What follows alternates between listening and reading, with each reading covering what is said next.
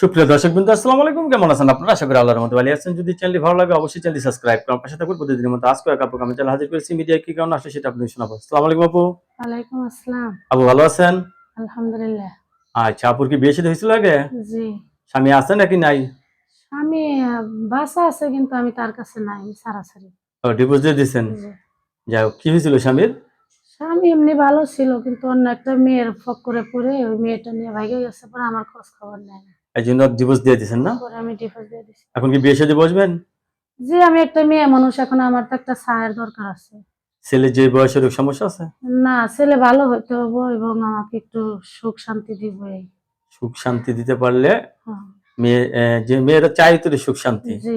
টাকা পয়সা আসলে মেয়েরা না, কিন্তু না, লোভী না। না।